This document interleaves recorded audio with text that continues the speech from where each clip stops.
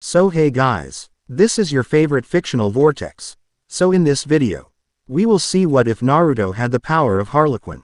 But before we start, remember to subscribe and like this video. Now let's start. Arkham Asylum Prison Yard. Sai's sun-kissed blonde sighed as she stared longingly at a photo in her hands. What's the matter, Harley? I haven't seen you this down since the time you missed that special on TV. A woman next to her asked, tending to some flowers while two women were lounging on a semi-used couch. Oh, it's nothing, Red. Just thinkin' is all, the now identified Harley said, her blue eyes not leaving their place on the photo. A grassy tendril slinked towards her hand, snatching the photo from her as the other 3 grams. IRLS took a look at the photo as they saw a red-headed woman holding a red and black-haired infant as the woman smiled brightly. Ah, aren't they cute? You didn't tell me you had a sister, and just look at that little girl, she's precious, Ivy said, passing the photo to a tanned black-haired woman sitting on the couch with a tattooed blonde with black markings around her bright slitted eyes cooed at the photo until. She isn't my sister, Harley said, getting their attention. Who is she then? Cousin, niece, mom? The black-haired woman listed off as the tattooed blonde shifted from photo to Harley every few seconds. It's you holding that adorable Nina, isn't Harley? The woman hissed as her forked tongue slipped past her lips as the 2 other women looked at her like she was crazy. Come on now, Rosa, that woman looks like she's in her late 30s. Harley has barely peaked her 20s, for crying out loud, the woman next to her said, getting a nod from the plant woman. I know we've been in Arkham for a while, girls, but my assassin skills haven't dulled. While the hair and eyes have changed, her face hasn't. If anything, she's younger here than she is in this photo, the now identified Rosa said, making them look closer at the photo, seeing she was right. She is right, girls, that's me holding my little whirlpool. That was the first and last time I held her in my arms, she said, shedding a tear as her friends sat next to her by the TV. How old were you when you took this photo, and what happened to you to make you this young? Rosa asked, sitting crossed-legged as her tongue flicked out from her mouth. It is a long story, but before I explain that, I should start with I'm not originally born here in the United States or even in Japan. Before you ask, there is a hidden continent that is far behind the rest of the world technology-wise. There, instead of humans solely relying on technology, they use natural energy source that humans use called chakra, she started. Chakra, isn't that the natural energy monks talk about? A dark-skinned woman with the black hair asked, getting a so-so motion. You're partially correct, Selena. The monks know of chakra, but unlike the people from the hidden continent, they can't use it.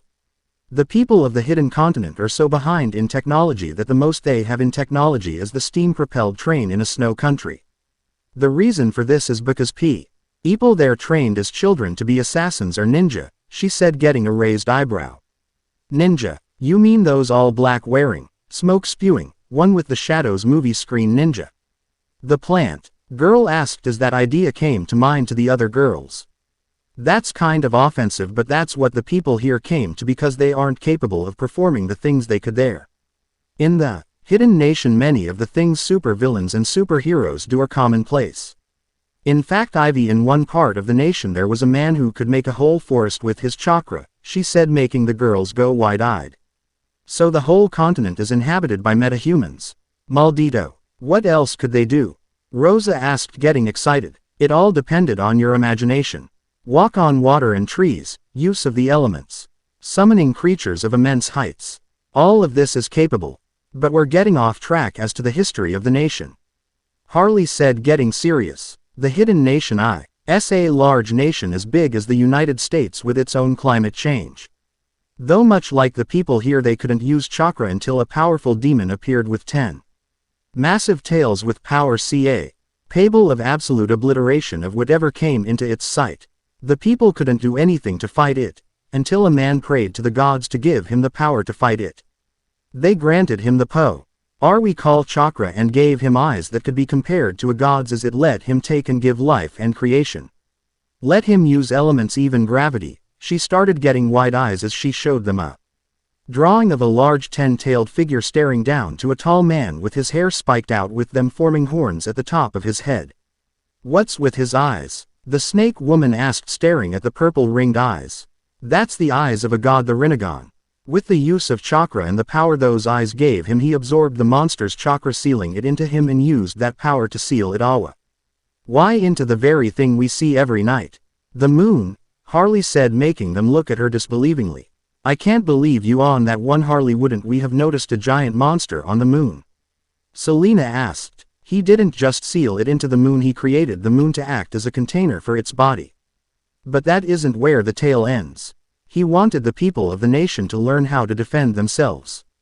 He used what was left of its body and turned it into a tree called the Sinju to bear fruit that graced the people with that energy. The man who became a legend became a sage and passed on his teachings to his 3 children, she said, showing 3 pictures. Showing a black-haired male with red eyes with odd markings in them, she said, for the Uchiha he gave his son his eyes. But through years of hatred caused them to form the Sharingan, the evil eye. Showing a second male with brown hair and edged markings under his eyes, she said, for his second-born he passed down his body, granting all Senju to use of his chakra. And finally the only woman in the group showing a red head, she said, and for his firstborn daughter she was given his will.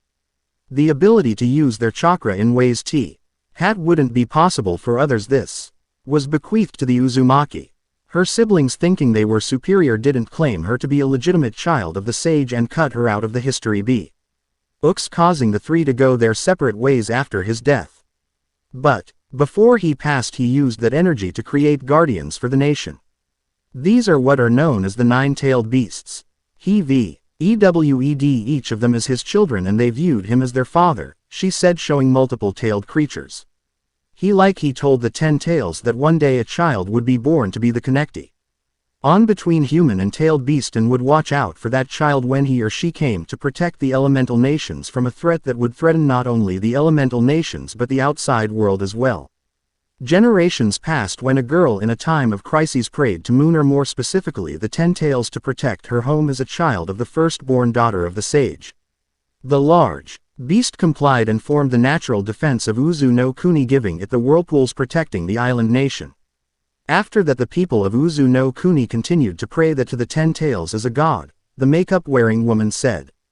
Okay, but how does this all tie to you, Harley? The plant woman asked, getting annoyed. Sighing, she said, I guess I can save the rest of the story for another day.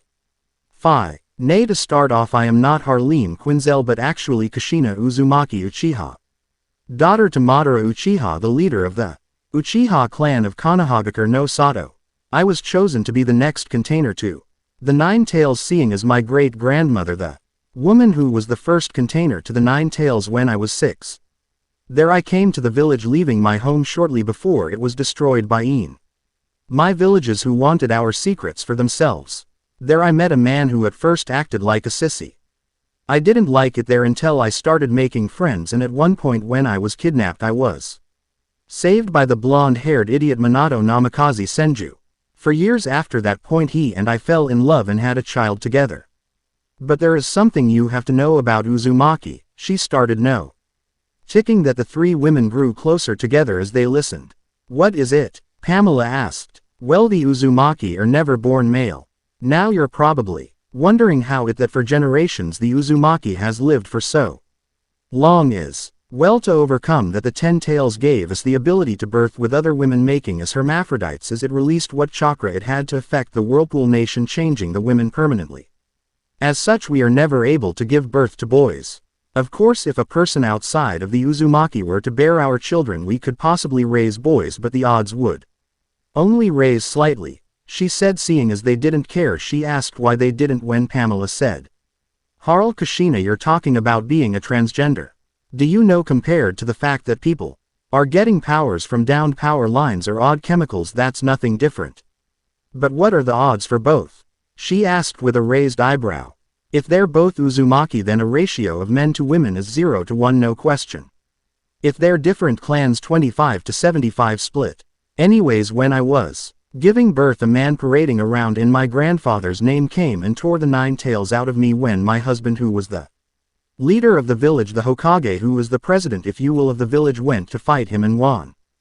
Due to my Uzumaki longevity, I survived the separation, but the split did leave my chakra system flowing with Yukai, making me immortal. Wait, you're immortal as in you can never die? Rosa asked incredulously. That's right. I was going to seal the 9 tails back inside me, but my husband chose to seal the Kyuubi into our daughter instead.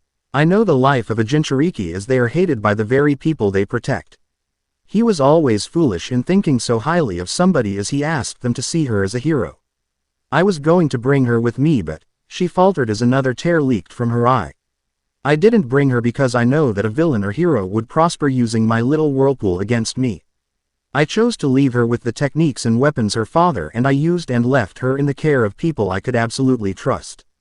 The only regret I have is that I couldn't be in my daughter's life, she said, breaking down in tears, being held awkwardly by Rosa.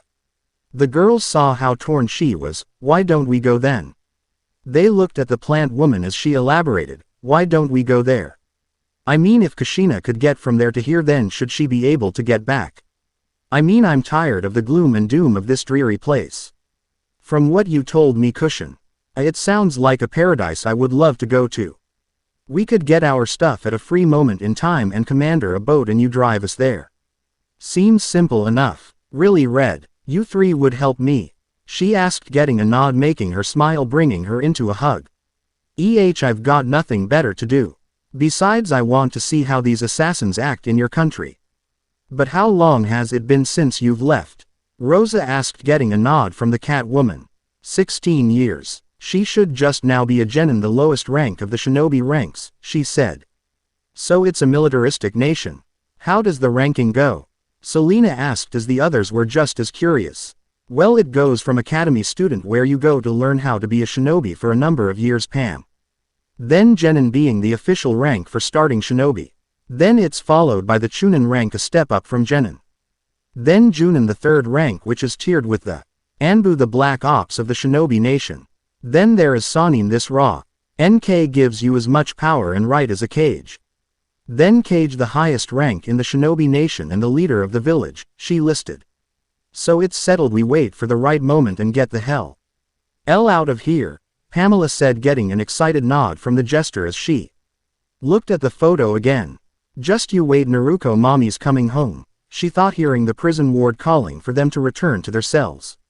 Leaf Village Namikaze compound. Naruko, come on, wake up, we're going to be late for team placement, a pale-eyed girl said, annoyed as her longtime friend and love refused to whack up. She was wearing a pair of black anbu-styled pants with white medical tape on the ankles, and she wore a cream jacket that was left open, revealing her generous bust being concealed by a fishnet shirt. This is the heiress to the Hyuga clan, Hinata Hyuga, and fiancé to the woman under the covers. Nata Haim, you and I both know that I'll either be placed with Hitaki or some other Junin who hates me. Why I gotta bother? You have to bother because if you don't, they will revoke your shinobi license and you'll have to take the genin exam all over again. Even though you were genin of T. Here, the Hokage said that you're going to be surprised about how the pairings go. Please just get dressed, she begged, holding the black and red-haired woman around her waist, getting an irritated sigh as she leaned back into the buxom brunette as she kissed her neck, getting a moan. If you do that, both of us will be late. Now you go on ahead. I gotta get dressed, she said, getting an irritated nod, quickly leaving the compound. Yap. I know Kuroka mama can have a split personality at times, huh? She said to the little black fox with hazel eyes. After bathing, she slipped on a pair of gray anbu-styled pants with a fishnet shirt covered by a high-collared zip-up shirt that had the Uzumaki and Senju crest on the back, with opera-styled fingerless gloves with steel rings on each finger. On her hip was a long black katana with 3 edges with a long chain. On her back was a special sword she called Red Queen, and on a special carrier case she had a red sniper rifle that acted as a scythe, as she called it, Crimson Rose. And several pouches containing kunai and shuriken self-made explosive notes and extra spools of wire for the gloves. Sigh. Time to see who I gotta tolerate. Please let them be somebody I won't have the desire to horribly maim, she said, walking out of the house with her fox Kuroka hopping onto her shoulder, wrapping her tail around Naruko's neck, locking the door of her family's compound. Naruko Uzumaki Uchiha Senju Namikaze was born alone, being raised by the Hokage and the shinobi he trusted the most after the death of her parents when she was born on the night the 9 tails attacked. Many people who her parents were friends with did nothing to protect her save for a ramen family, the Inuzuka clan, the Aburame, the Yamanara Michi clans and the only two Uchiha who looked out for her before the massacre Izumi Uchiha and her mother Makoto until she was forced to go rogue to prevent a possible civil war with Makoto's life being lost in the process as well as a few other people who she's especially close to. As a young girl the Hokage, his most trusted Anbu and the clans took their time to teach her to everything she knows and has steadily grown as a dependable kunoichi of tremendous strength in all fields. In truth she was like her mother, a person who took to the shinobi way like a fish to water. Nothing was out of her reach as after she experienced it once she learned it with ease. Academy. Sigh. Man, I'm doing that a lot lately, she said leaning back against the desk behind her as her friends the heirs of the other clans took a glance at her. Are you alright Naruko? You look like hell, Ino said as she sat on the other side of Naruko with Hinata sitting on the other as she was Naruko's fiancé with Hinata and Kira growing up together as children. I can't help but get this odd feeling something is going to happen. I don't know what it is or when it's going to happen, but I feel like it involves me for some reason, she said, planting her face hit the table in exhaustion. Then let's get off the exhausting conversation. What team do you think we're going to be on? Kira asked, hopping on her desk leaning forward with a grin. Kira Inuzuka H. Heiress to the Inuzuka clan and future fiancé to Naruko along with her sister and mother. As the three of them watched Naruko grow, they grew attached to her with their pack mentality concerning Alpha A's and saw her as the ultimate alpha dog. Must you ask Kira Haim? It's obvious you're going to be paired with Hinata-chan and Shino-kun. Ino Haim is paired with Shikamaru Baka and Choji-kun. And I'm most likely paired with Banshee and Tem. The Junin are a wild card, she said as her head hasn't left the desk. Who knows Naruko-chan, you might be surprised by the turnout, Shino said from behind her as he adjusted his glasses. Shino. Aburame is the heir to the Aburame clan and a brother figure to Naruko along with Choji and Shikamaru. Don't tell me it's one of your many tricks Shino, she said tilting her head back getting a shrug. Nothing is given Naruko, you know that, he said returning to his book on insects making Kira sigh as she sat on Naruko's lap with Akamaru sitting on the table with Kuroka talking. Man, here I was hoping he'd pull out one of his many gems of wisdom, she said getting comfortable on Naruko's lap. Kira, if you want to be able to use your legs without limping before the day is over, please stop.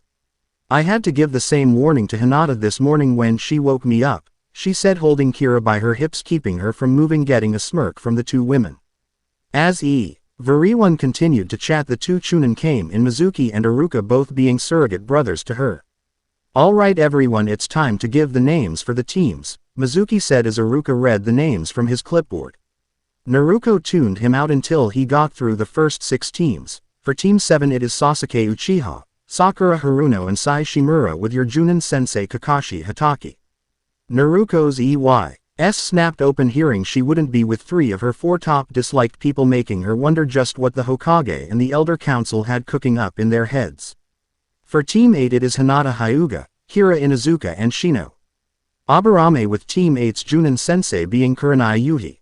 The 3 nodded excited as they got each other as a team, making her raise an eyebrow again seeing the team combinations.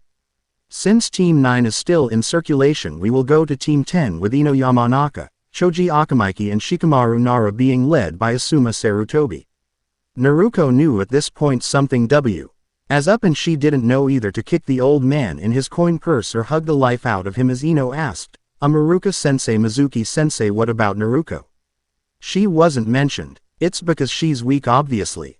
The founder of the Sasuke Uchiha fan club and former best friend Sakura Haruno.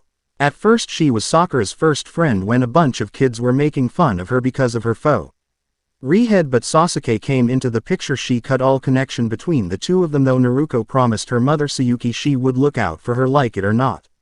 No, Sakura actually, she had highest scores in the academy not seen since the Third War in Itachi.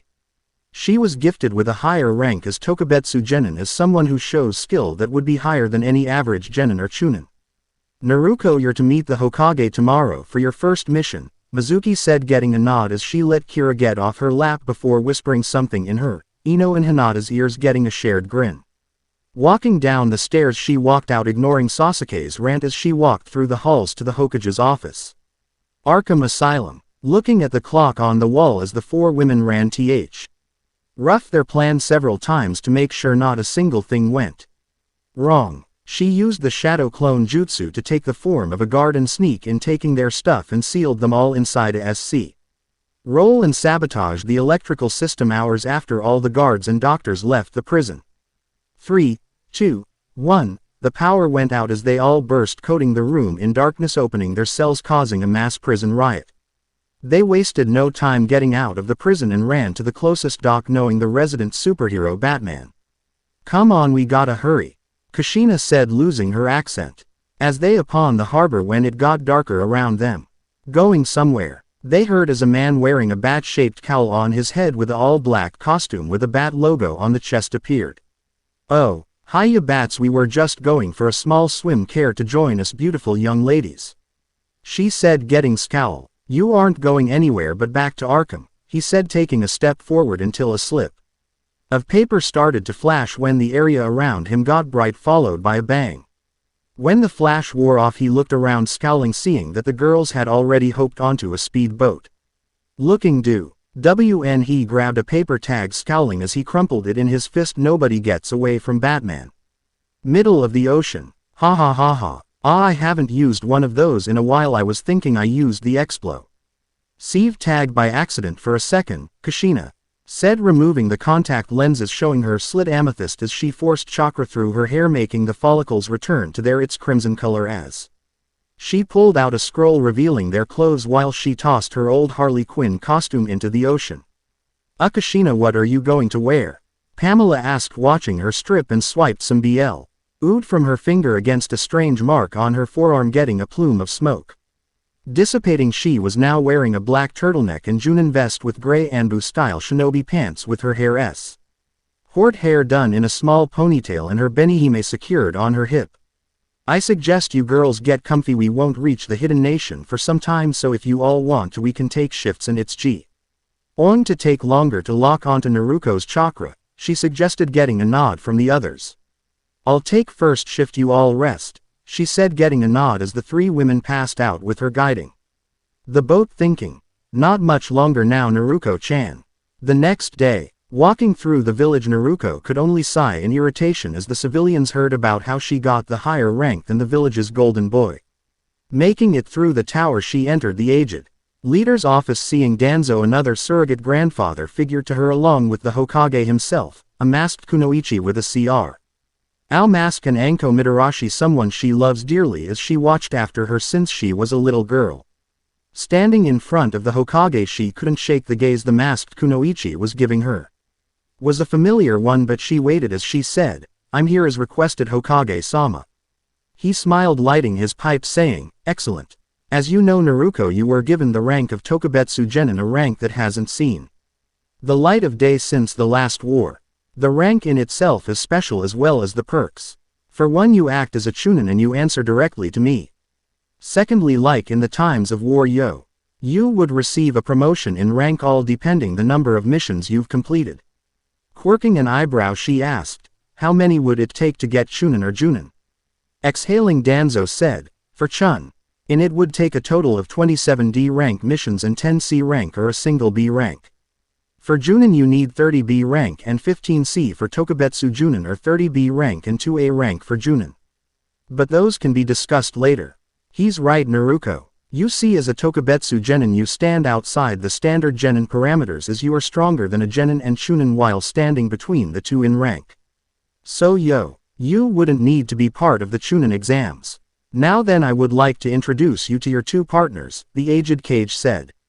"You already know me, Naruko-chan, as your badass girl Anko Mitarashi. Looking forward to working with ya, sexy," she said with a grin as Naruko returned it. "I think you're going to like who your second partner is, Naruko." "Karasu, reveal yourself," Danzo said with a almost unnoticeable smile as the masked kunoichi removed her mask, making her and Anko both go wide-eyed. "Hello, Naruko-chan." "Anko-chan, it's been some time," the revealed kunoichi said, getting tackled into a hug by Naruko and Anko as they were shocked. "Makoto-chan," Naruko said, hugging her, afraid she was just an illusion, much like Anko was, as she was seeing her best friend and practical sister. "You're probably wondering how she's here. You see, she and Izumi were the assailants of the massacre to eliminate the aggressive Uchiha. It was Izumi's idea to go in disguise as what a large portion of the village knows as Itachi to perform the massacre and leave. She and Makoto wanted to create a new Uchiha clan that wasn't based upon greed and a lust for power, Danzo explained, seeing as Naruko and Anko still haven't let go of the Uchiha matriarch.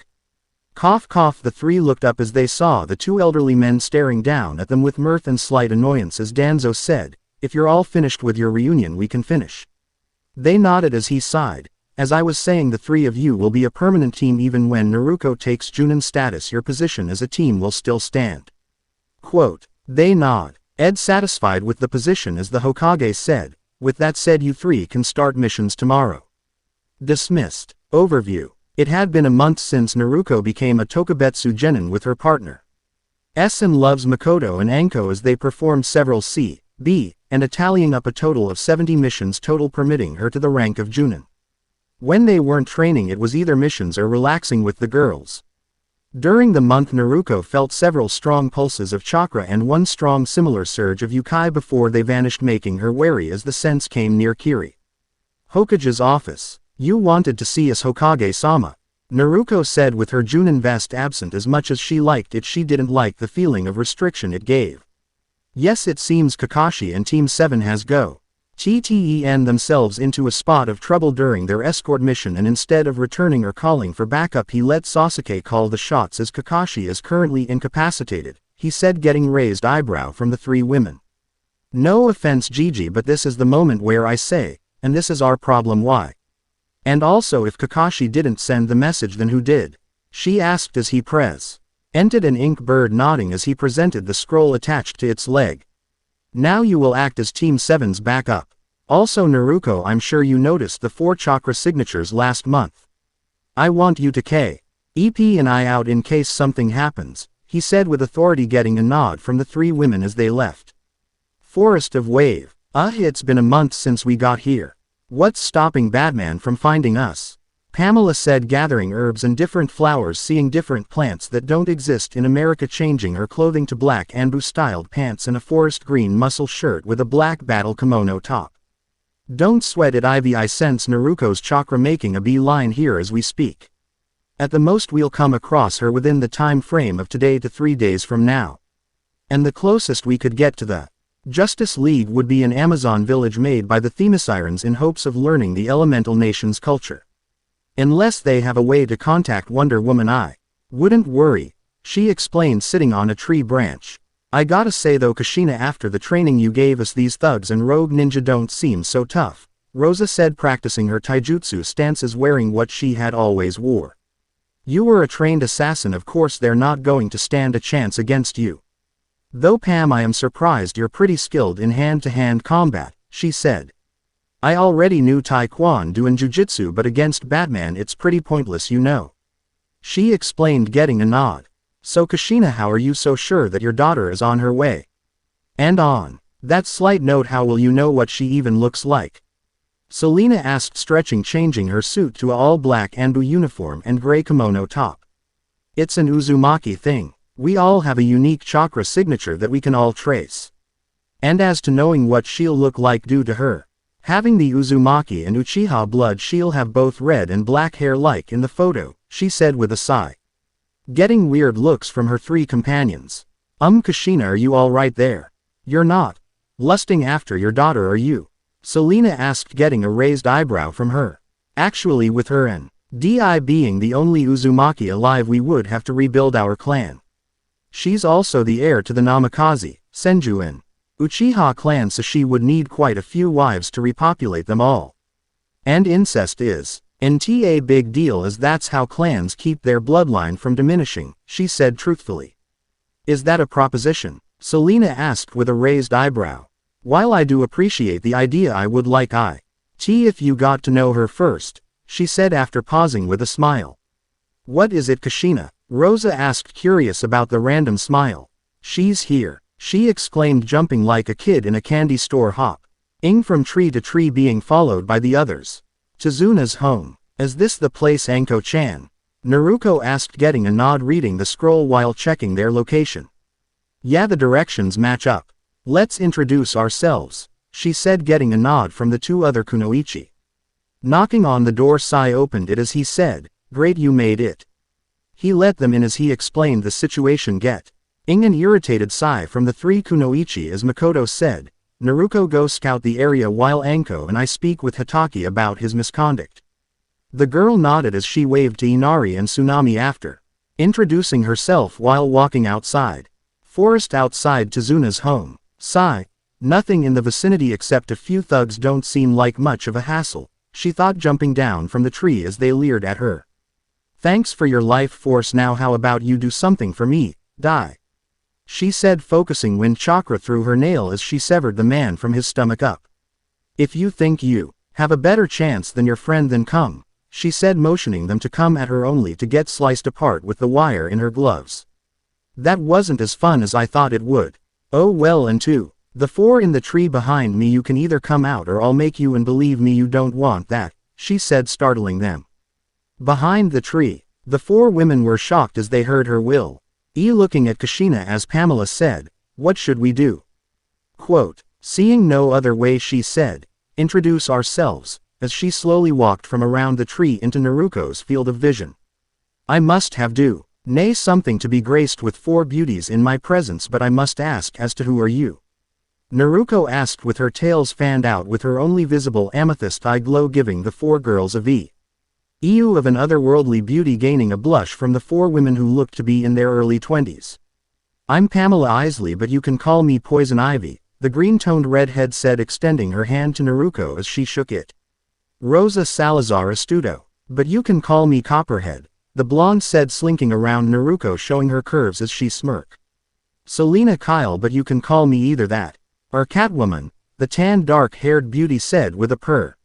She quirked a perfectly maintained eyebrow as she wondered about their odd named and aliases as she looked at the familiar redhead as she stepped forward apprehensively.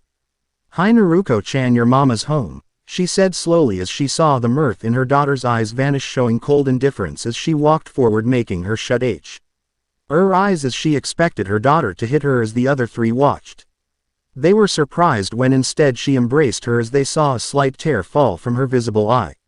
"Naruko," Kushina said, being held tighter as her daughter's shoulders shook while she and the other girls felt tears well up in their eyes as well. "Where did you go? Why did you leave me alone?" she asked as Kushina felt her heart break. "I was afraid that if I took you with me, someone would have used you to get to me. Trust me, I wanted to bring you with me more than anything in the world, but I know that with me being a villain where I was the superheroes or villains would have targeted you. But I left you with people I trusted, didn't they?" she asked, getting a rumble in her chest, realizing that it was Naruko as the other girls saw her violet pupil narrow into a slit. "A large portion of the people you and Dad trusted turned their backs on me. The only ones who looked out for me were the Inuzuka, Aburame, Akamaiki, Nara, Yamanaka, Makoto and Izumi, Sarutobi, Danzo Oji and the elders, as well as the Ichirakus.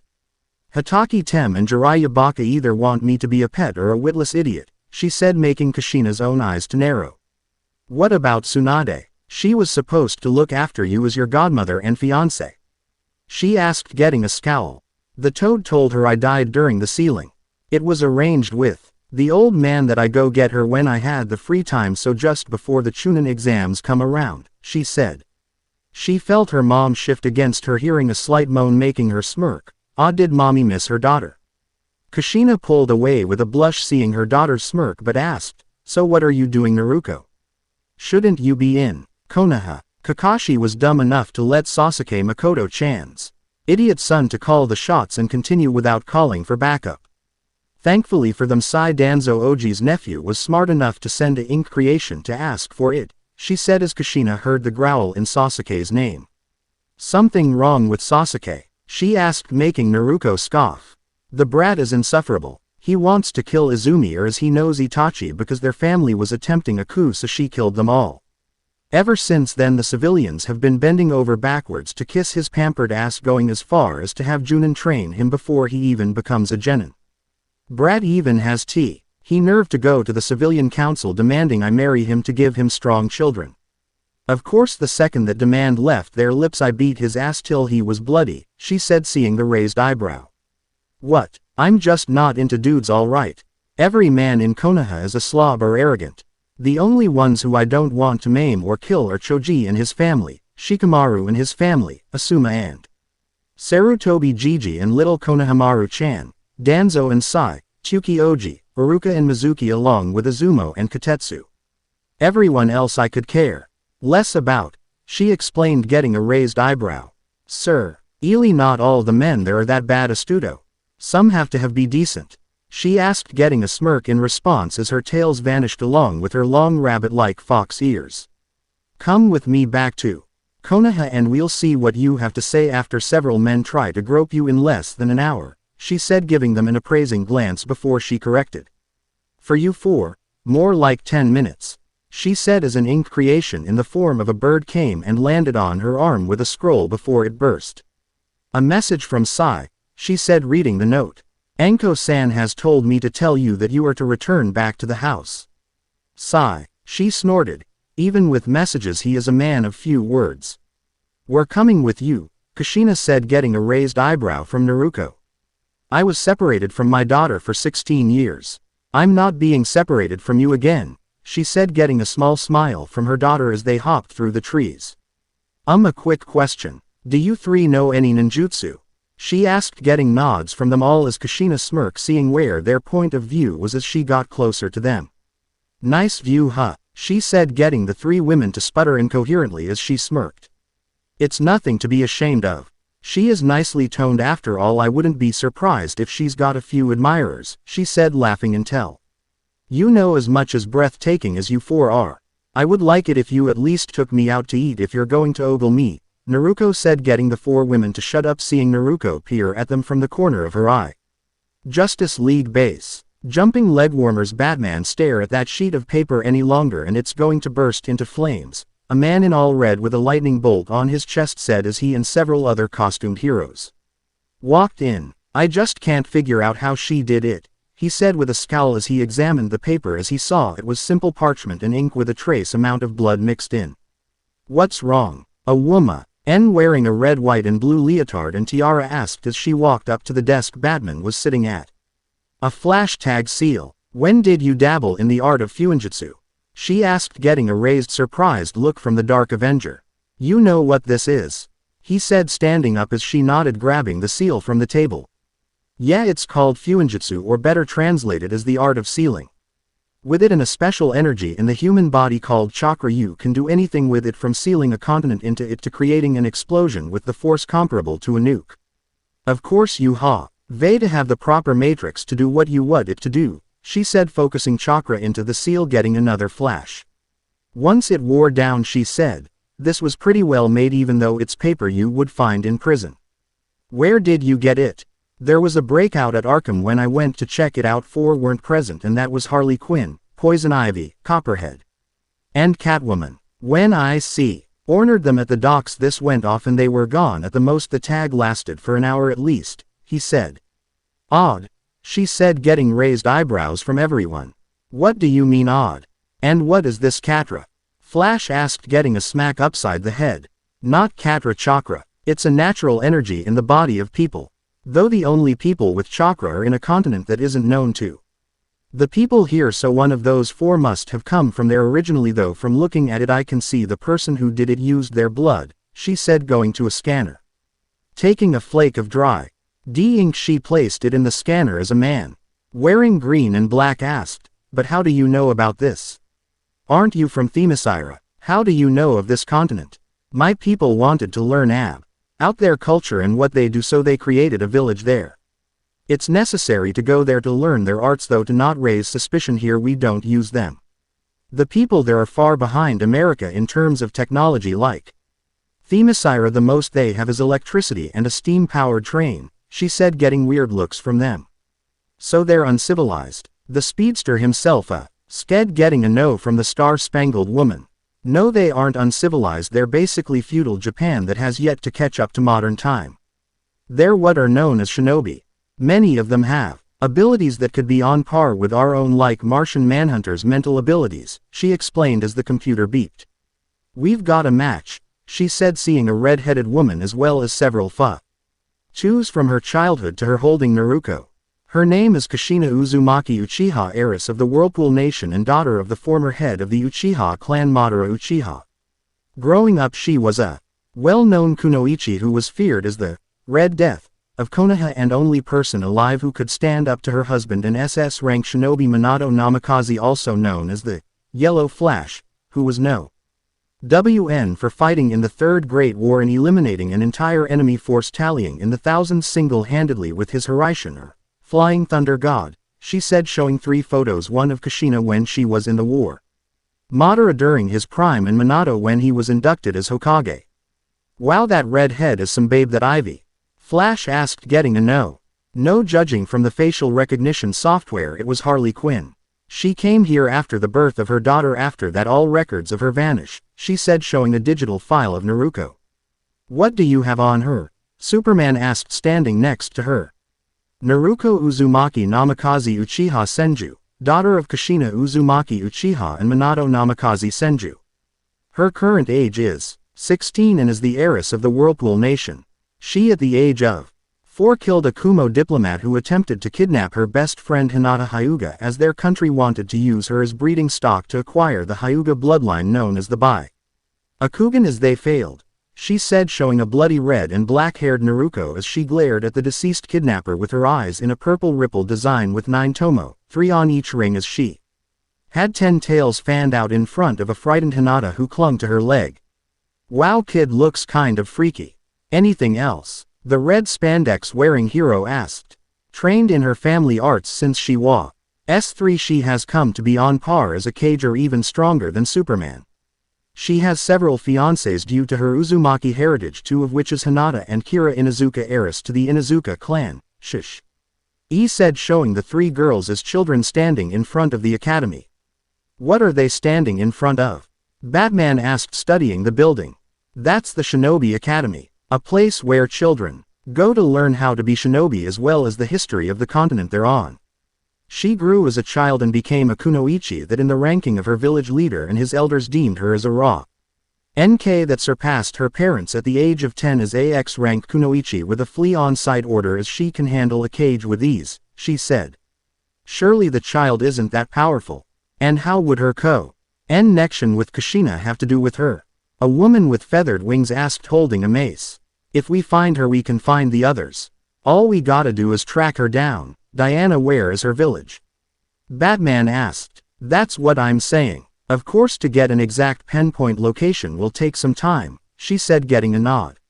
Find them as soon as possible, he said, walking away, leaving them all to the search. Chizuna's home. Hey Sai, where's Anko-sensei? Naruko asked, walking in with Kushina and the others, getting a raised eyebrow from the pale boy as he looked at the 4 women. They're kunoichi from a extinct village and wish to join Konoha, she said, getting a nod from him as he put down his brush. Anko and the Anbu accompanying you 2 are scouting the town, gathering information. They will be back shortly. Sasuke and Sakura are with Kakashi-san until dinner is ready, he said, getting a nod from her as they all took a seat. Let me introduce you. Sai, this is Selena Kyle, Pamela Isley, Rosa Salazar, and Kushina Uzumaki, she said, making him do a quick double take as he looked at the 2 redheads, getting a nod from the 2. You're Danzo Oji's nephew. I knew your mom's sweet woman. What did Kakashi get himself into? She asked, sitting on the other side of the table. A couple of minutes after we left the village we were attacked by 2 Chunin-level Rouge Kiri ninja. Sakura got poisoned, but thanks to Naruko teaching me medical ninjutsu I managed to remove it. But after I dealt with them, as Sasuke got knocked over like a field mouse being stared down by a rattlesnake and Kakashi sitting in a tree watching, he asked us what we should do.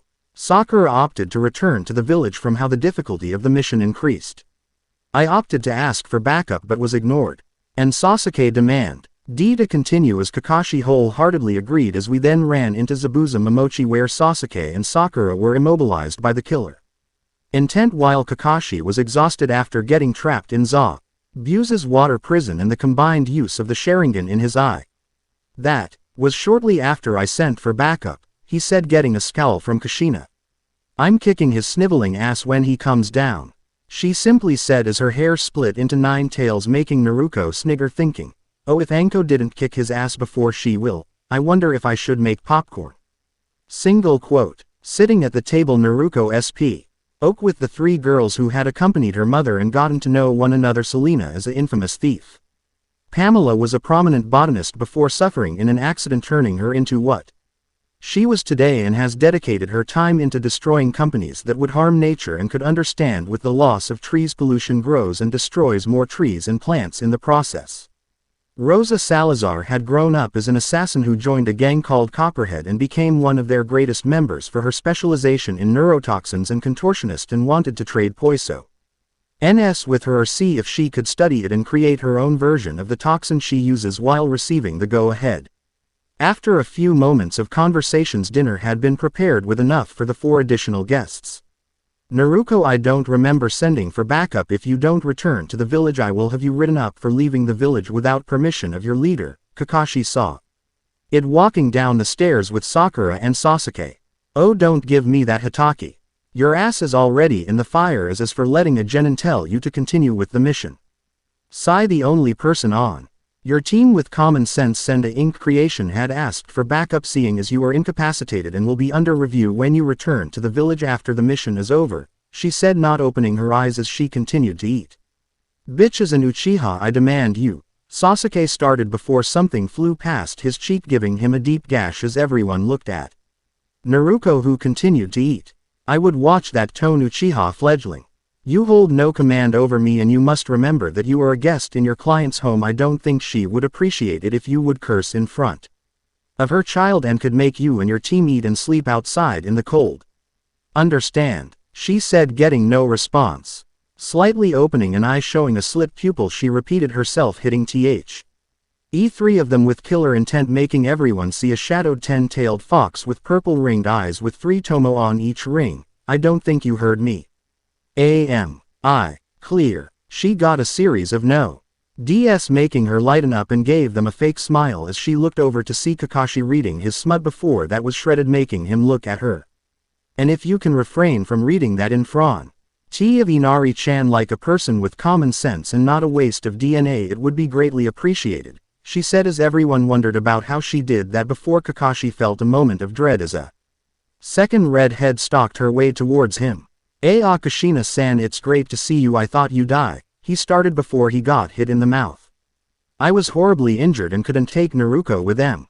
So I trusted her with people I could count on, but seeing as she told me you would assist the mobs when she was a child in attacking her instead of protecting her like a god brother should, makes me wonder if you even deserve to be Minato's student when he adopted you as his godson, she said as she watched him pick himself up before she placed a foot on his chest, making him stay down. No, instead, I find out that instead many of the people Minato Koi and I counted on turned their backs on us and tried to harm my daughter, trying to turn her into a mindless weapon and relief toy. If Minato were he would kill you, but it would only suffice if I remove the thing you rely on so much when we return to the village, she said as her eyes turned to the Sharingan, making Sasuke's eyes widen before he sat down, glaring at Naruko, who she flashed her fully matured Sharingan to. She makes a shadow clone go upstairs with Kakashi, seeing as he couldn't move, and split Kakashi's meal between her and Naruko. Overview. It had been 2 weeks since the reunion of Naruko, her mother, Makoto, and Anko, and to those 4 things couldn't be any better. When Naruko wasn't guarding Tazuna while Kakashi taught his team, she and the others got better acquainted with each other. And over that time Selena, Rosa and Pamela spent time with Naruko to see how she was as a person and found themselves starting to fall for her with her personality, her attitude, and how she has a motherly feel to her when around Inari, seeing she was the perfect example of a parent with how she acted with the young man. She even managed to obtain some intel about Gato that will be useful against him and his hired help, i.e. Zabuza and his mysterious hunter ninja aka Haku, who Pamela had met when they first arrived while they were gathering herbs. Forest. Kakashi and his 2 pets are killing me with their incompetence, Naruko groaned, leaning against a tree with her group before moaning as Kushina started massaging her shoulders. I agree, how Kakashi turned out this way I'll never understand. Before Minato died he was never this way and followed his example to never show favoritism. I just hope he doesn't get away with it. When we return to Konoha, Kushina said, examining her sword when Sai walked out from the trees.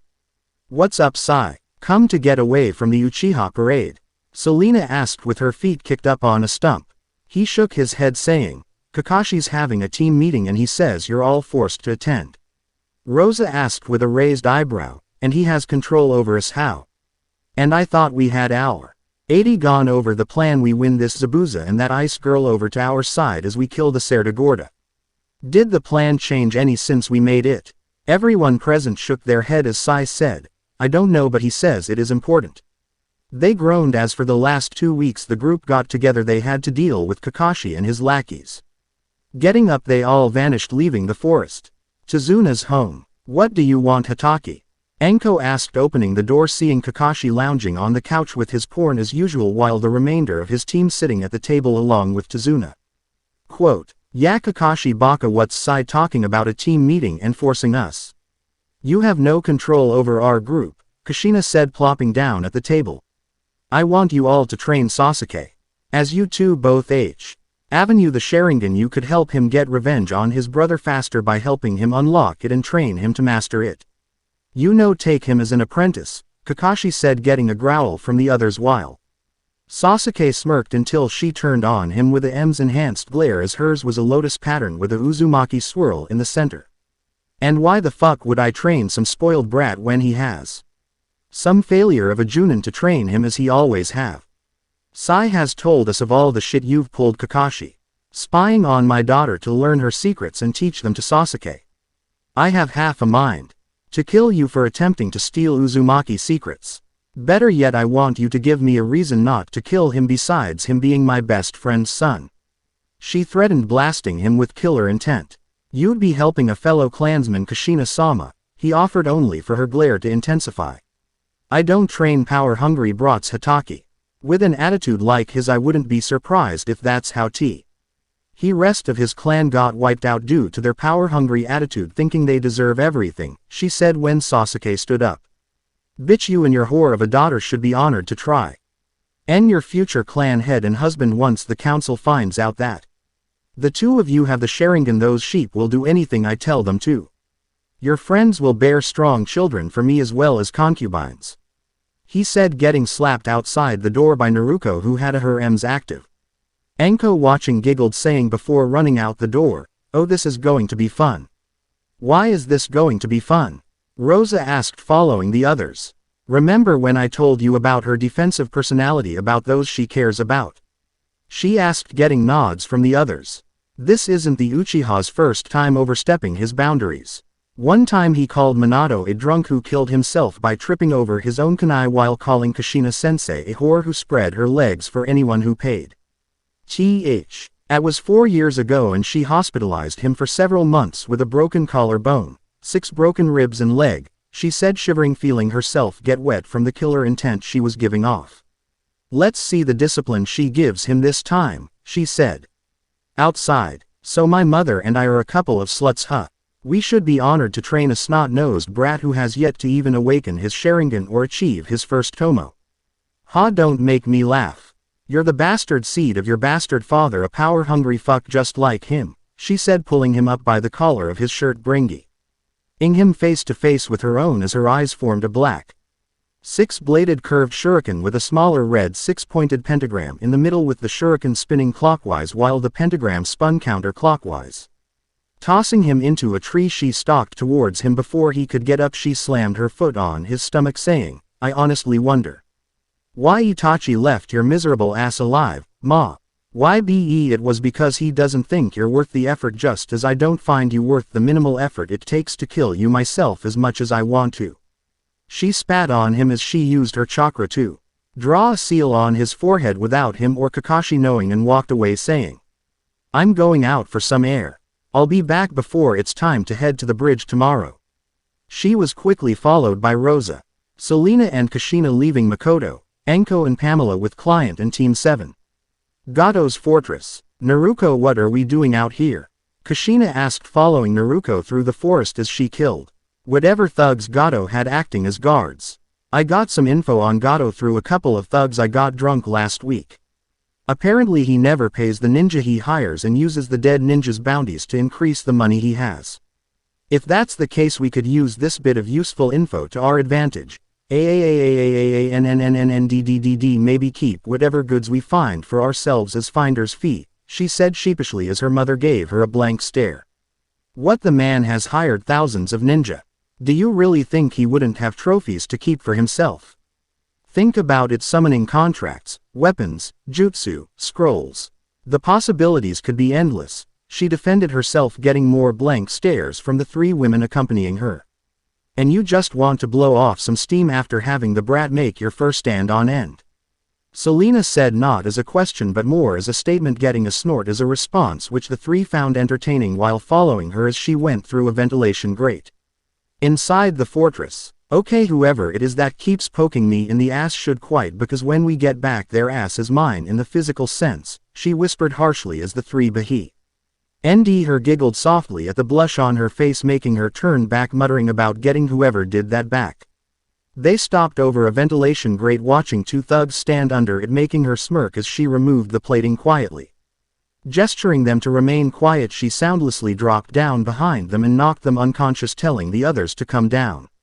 Watching her drag the two into a empty room for a few minutes when the door opens with two of the same guards walked out, not even paying them any attention as Naruko walked out a second later, getting raised eyebrows. Gato's room. Told you we should have made a left, Selena said, getting a frown in response before Naruko shook her head, watching Gato stand in front of a large combination safe. What is he saying? Rosa asked, getting a shrug, watching Naruko stick her ear closer to the grate, hoping to get a better understanding of what he's saying. Gato. Hey, overgrown sword bastard and his ice whore thinks they can make a mockery of me and get away with it. Not on my watch. He takes out the bridge builder. I'll have a few hundred thugs kill him for the same price I'm paying Zabuza. Who knows, maybe I'll get lucky and not have to pay either of them, he said with glee. Before walking past a trophy case filled with several weapons, one being a twin swords with a protrusion at the end of both. Back with Naruko. Well, Iggy's got some interesting info we could use. Now let's take a look at that safe, she said, popping the grate as she fell, quickly being followed by the others. Man, talk about overcompensating. That SAFE is bigger than the ones in Gotham put together, Selena said, marveled by the size. I'm guessing they pretty big in your county? She asked, getting a nod from the three women. Yeah, they're big, Alrig. But the money worth there is pretty small, to be truthful. Come on, let's snag what's inside and get the hell out of here. The smell this place is giving off is making my nose burn. Kushina said, getting a nod, watching Naruko place her now revealed fox ears against the metal safe, listening to the tumblers inside until click asterisk they heard as it slowly swung open, revealing several large mountains of Ryo notes and coins. And 10 dozen bookshelves filled with scrolls ranging from summoning scrolls to taijutsu. Slowly turning her head, she said, can anyone say jackpot? Grinning as she had several Hado clones pull out large scrolls that were used to contain the various goods before they sealed those away into a even larger scroll that she sealed away on her person after placing a large genjutsu over the room with explosive notes that would make the place go up in flames. Come on, we got everything needed. All we gotta do is get the girls out of their cells and we can safely blow this place sky high when we kill Gato, Naruko said, getting raised eyebrows. When you're pissed you get destructive, don't you? Selena asked, getting a nervous chuckle from the two-toned red head. Anyways, Lays, get out of here. I am exhausted and I feel like when we return to the village I'm going to have to resist the urge to murder the civilian council, she said, climbing back up through the vents, getting raised eyebrows. The civilian council, Kushina parroted before they followed her, intending on getting answers. Chizuna's home. We're back, everyone, Naruko said as she walked in with Kakashi standing in front of her. Naruko. He started before Naruko gave him the finger discreetly as to not have Inari ask questions about what she did before walking upstairs, being followed by her group and Sai. Naruko's group room. So Naruko, care to explain why you have to resist the urge to kill the civilian council? Kushina asked, looking at her daughter as she laid face down on her mat. HMMHMMPMHPM, Naruko said. Into her makeshift bed while question marks appeared over everyone besides Anko and Makoto's heads. Any idea what she just said? Selena asked, looking around the room as Anko raised her hand. I dabble in muffled conversations, she said, walking towards Naruko, and laid down on her stomach till her face was just across from the top of Naruko's head. "What's up, Foxy?" she said, tapping her on the head. "HPMMHPMHMHMHHMPMHM." Another muffled response followed, getting a nod from the two women.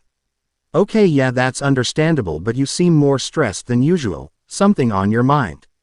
she asked. "PHMMHMHMPMHMHPMHMHMHMHMHM," was her response, getting a understanding "oh" from the two women, while the others just sat on the sidelines having their own conversation, watching the scene before them.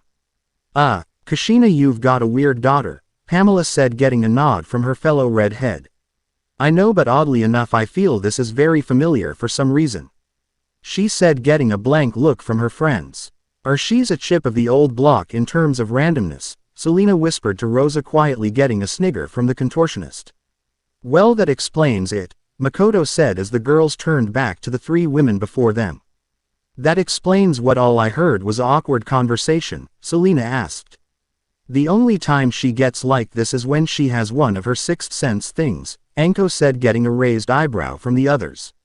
"Sixth sense? What is she, psychic?" Pamela asked, getting a negative from Sai. "I think what she means to say is whenever something involving Naruko happens, she gets this early feeling like it's bound to happen, and because of it she'll either be extremely aggressive, bloodthirsty, or sadistic, while resulting in a feeling of exhaustion, as you can see," Sai explained, pointing to the downed heiress, who gave him the finger, getting a almost untraceable smile. "So what did she say? Anything specific, and why does she have to deal with the civilian council?" Kushina asked with a raised eyebrow. "Ever since the village found out about her being the container for a certain multi-tailed creature that attacked the village, they tried having her executed or being a slave for the village. Their demands have grown even more outrageous as she grew older, wanting her for breeding stock to give powerful tools as compensation because they let her live in the village. Out of the kindness of their heart," she explained, getting horrific looks from them all. "They would go as far as to secretly go to Jiraiya to create seals that will bind them to her will while keeping her weak. Though every attempt they've made ended in failure, especially a month after she rescued her friend Hinata from being kidnapped by Kumo to be used as breeding stock. The civilians and every shinobi they managed to buy form a large mob in the near triple digits, only for her to slaughter all of them. Though they still try," she finished, getting growls from the women. "Oh, I am so kicking their ass when we get back. But it's late and we're going to want to save our strength to guard the bridge tomorrow," Kushina growled before falling asleep next to her daughter, who turned in her sleep, wrapping her arms around her mother's waist, much like they always have since they were reunited, as the others quickly followed. The next day, "Man, the fog is thick, it's ruining my hair," Sakura whined. Acting everyone present groaned as Team 7 stood around Tazuna. "Get over it, or haven't you noticed the Zanbetu-wielding giant and masked friends standing across from us?" Naruko said, pointing across from them as the fog cleared. "So Kakashi, it seems you called for backup, huh? I have to say I'm surprised," he said, getting a snort as a response from the red and black-haired youth. "And who are you, kid?" he asked. "The name is Naruko Uzumaki, since my last name is far too long to go into. And the only reason we're here is because my surrogate brother is the only person in this ragtag group with common sense," she said, throwing her arm around Sai's shoulder. "And I've got a little information on Gato you'd be interested in, of the mist," she said, walking forward. "And what information that involved that sleazeball would I possibly interest in?" he asked with an unnoticeable raised eyebrow. "Information like he has no intent on paying you to. Information like once he thinks it's safe he's going to head here and have thousands of thugs come and kill you for the bounty on your head in hopes you and them kill each other so he doesn't have to lose any money," she said, noticing his glare. "And why would I possibly believe you, kid?" he asked with a growl. "You're not unintelligent, Zabuza. Think about it, how long has he had control over Wave 2? 3 years tops. And with all those thugs he has on his payroll, and the ninja he hires, he would have to have a little more money than a small village remaining on him," she started seeing him think. "And yet he hires you and your friend to kill the bridge B. You wilder a job he could have his thugs handle. I mean, he must have offered you quite the amount to get your attention in the first place. But the largest question mark that I have to point out is, even with his shady business, his drug rings. And slave trades, how could he still afford a high A-class missing ninja for as long as he have? She finished seeing him growl. He had no intention of paying you Zabuza. So why help him when you could help us kill the little piggy as retribution? I can even get you and your masked friend a place in Konoha. Kami knows we need more Kenjutsu masters, she affirmed. D is an ultimatum, seeing the masked individual think it over. We should take her offer, Zabuza-sama. She doesn't appear to be lying, she said to her master, who nodded. All right girlie, but how do I know why? Oh, you won't betray us the moment we step foot in Konoha? He asked. I'm like the daughter the Hokage never had, as he practically raised me. I can also assure you that you will have the backing of 3C lands to ensure no funny business happens. But if that still doesn't calm your fears, then how about a Kenjutsu match? She said, focusing chakra onto the palm of her hand. All right, but you don't have AS. He stated, as in her palm a sword that rivaled his own Kubikiribocho in length, although it was skinnier than his own. If he was some untrained swordsman, he would think it was a simple oversized katana, but he knew what that was. Prepare your weapon by escape the fate. That's the Masamune. Wait, who was your mom, kid? He asked, getting a raised eyebrow from the girl, who now had a stoic expression. My mother is Kushina Uzumaki Uchiha. This is the sword she left me, so are we going to continue? She said, plainly getting a nod from the swordsman as he told his companion to stand near her group with the others. What's with that sword? It's even longer than that Zabuza guy's. It's got to weigh at least 20 pounds, Selena asked. It's between 17 and 24 pounds to be precise. That sword is an Uzumaki heirloom, the Masamune, the last creation of Masamune Uzumaki, a blade that doesn't needlessly cut that which is innocent or undeserving, yet it is capable of decimating all who oppose it. It was also one of the reasons why I was called the Red Death, since the only thing you'd see was a glint of my sword and red before they died, Kushina said, watching her daughter wield the blade flawlessly. You know about it, Kushina? Pamela asked, getting a nod from her. As I said, it's a family heirloom, although few have actually mastered the sword in our family. To this day only 6 Uzumaki have wielded it perfectly, me and Naruko being number 5 and 6, she explained, watching as to her every single swing there was 3 more. It was during the clan wars that the first Uzumaki, Ira Uzumaki, asked for a swordsmith by the name Masamune to forge a sword to help her. He made that sword while his apprentice Muramasa created a sword that cut everything in its path in hopes of impressing his master, which Akira made a deal the two of them would forge their finest sword, and the winner is the blade he would wield. It took a few months, but they finished as she had the two placed their swords in a nearby stream. Muramasa placed his sword in the water first, and it cut everything in its path, the fish, the leaves, even debris that flowed through the stream. Masamune was the saint, and he placed his sword in the stream and it didn't cut anything, she said when Sasuke said, "What use is a sword that doesn't cut anything?" "Sounds pointless to me," he said, getting smacked upside the head by Anko. "As I was saying before, I was interrupted. It didn't cut anything. Instead it attracted everything, the leaves that fell in the stream, fish, even butterflies that flew overhead." Muramasa gloated as he picked his sword up, placing it in its sheath when even that was cut, while Masamune placed his in its sheath as the birds and butterflies landed upon it. A nearby monk saw this and saw it.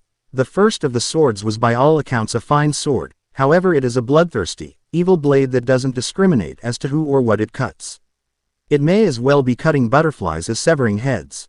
The second was by far the finer of the two, as it doesn't needlessly cut that which is innocent or undeserving. The Uzumaki agreed and chose Masamune's blade, making Muramasa jealous. Th raged that his sword was never picked and left, she said, watching Naruko effortlessly block each swing. While small cuts appeared on Zabuza. Power corrupts just as absolute power corrupts absolutely, the masked assistant said, getting a nod from the red head. That's correct, Hunter-san. Akira knew this and chose Masamune and used it to protect those she cherished and defended her home. Ever since Hat sword has been passed down through the generations from Lady Mito to me and then to my daughter Naruko. Not even Orochimaru's Kusanagi can cut through it, she said. Naruko and Zabuza. Is this all the great demon of the mist has to offer? If so, I'm disappointed, Naruko said, leaning back, missing an overhead swing before jumping back as he missed his downward slash, bringing the sword parallel to over body. She said, Do make this more interesting, otherwise I may just kill you by accident, you know. She was in front of him before he knew what hit him, as before he could react she was gone when deep gashes appeared on his chest as his blood hit the floor. He was about to retort when they heard slow clapping. When they turned to the edge of the bridge they saw the fat pig himself. Well, isn't this one humbling sight? I hire the demon and he can't even beat a little girl.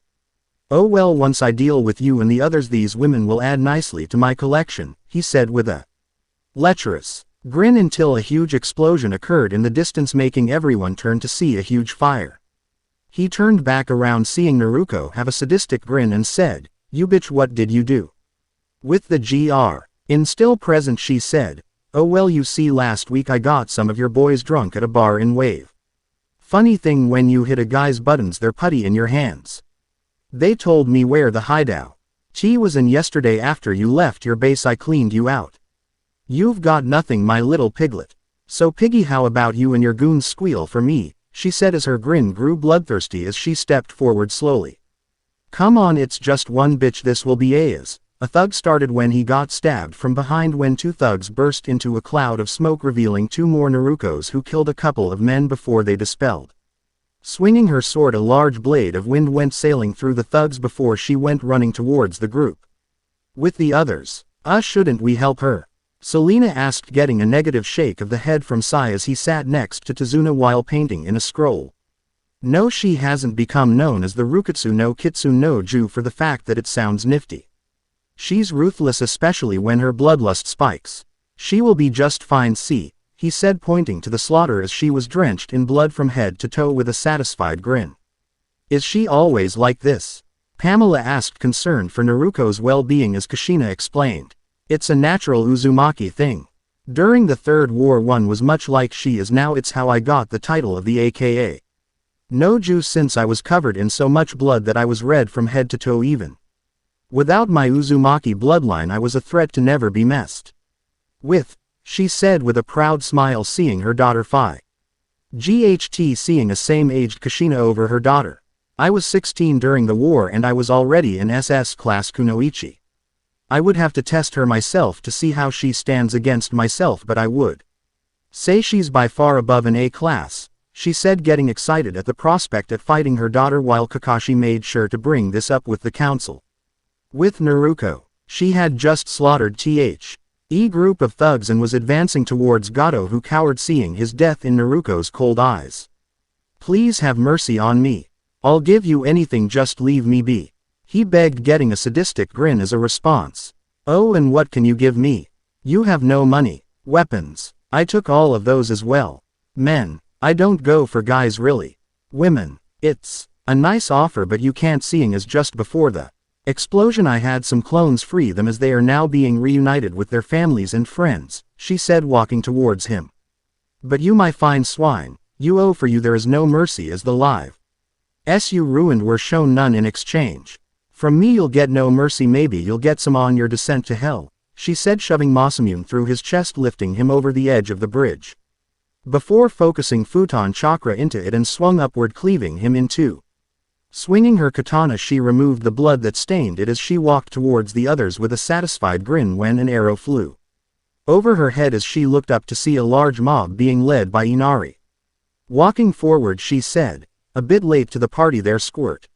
Nice entrance though. If I had to grade ya, I would say an A for effort, and a C for practicality. Maybe you should use some smoke bombs or cause a small explosion, like get some alcohol and a rag dipped in lighter fluid, then when you light it ya throw it at the enemy. Then you'd look badass." With a grin the kid said, hugging her. "Ane-chan, you know heroes are always fashionably late."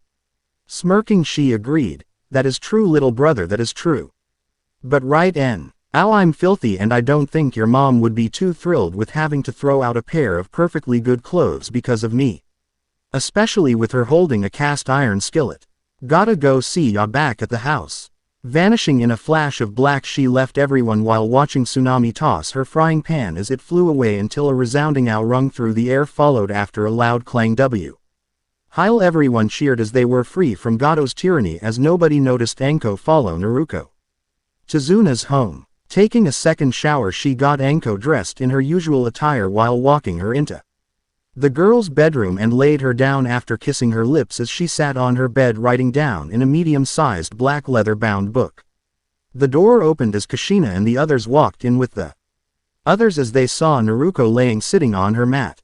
"Hey baby, where were you?" Kushina asked, sitting down with the others as she put away her book. "I was taking a shower and Anko and I talked before I removed her curse seal that Orochimaru put on her. It drained her, I'm afraid, so she's sleeping right now," she said, feeling Kushina comb her hands through her hair, getting a satisfied sigh in return. Quote, "You know you look better with your hair straight like a black and red version of Kushina," Selena said, getting a shrug.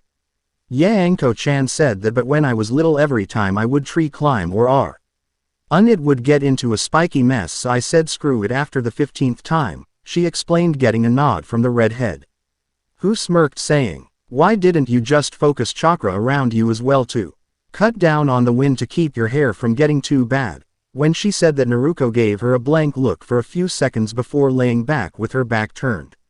She muttered with the last part said aloud, "Smart-ass redheads. Night girls, I'm going to sleep before I deal with Hitaki's shit. Also Zabuza and his friend are coming with us, right?" "Yeah, they'll be with us. Also that's a good idea. Because Sasuke has been going on about not getting your stuff from you," Kushina said, getting a loud groan in response as the others chuckled while talking with the others before they fell asleep.